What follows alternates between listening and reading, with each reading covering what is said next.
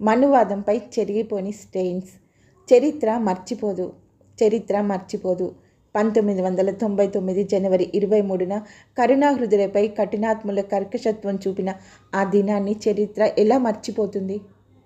మనోకుష్ఠుగల మనువాదుల మంటల్లో తన 2 పిల్లలతో సహా కాలి బూడిదైన మానవతావాది గ్రహాం స్టెయిన్స్ హతసాక్షిగా మారిన ఈ తారీఖును చరిత్ర ఎలా మర్చిపోతుంది? ఈ తేదీ ఎన్నిసార్లు వస్తుందో అన్నిసార్లు రగులుతూనే ఉంటుంది.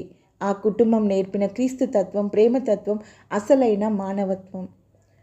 కుష్ఠరోగుల మధ్యలో నిస్వార్థంగా 3 దశాబ్దాలకు పైగా సేవలందించిన గ్రహాం స్టెయిన్స్ కుటుంబానికి ఈ నా దేశం ఏమిచ్చినా వారి రుణం తీరదు.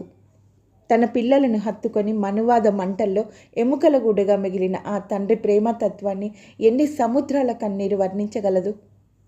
తన 2 పిల్లలను, భర్త గ్రహాంను హతమార్చిన వారిపై ఆగ్రహంను చూపకుండా క్షమించాను అన్న ఆ మాతృమూర్తి ప్రేమ పలుకులు, ఆ ప్రేమామూర్తి అయిన ఆ క్రీస్తు తత్వాన్ని ప్రపంచానికి పరిచయం చేయలేదంటారా?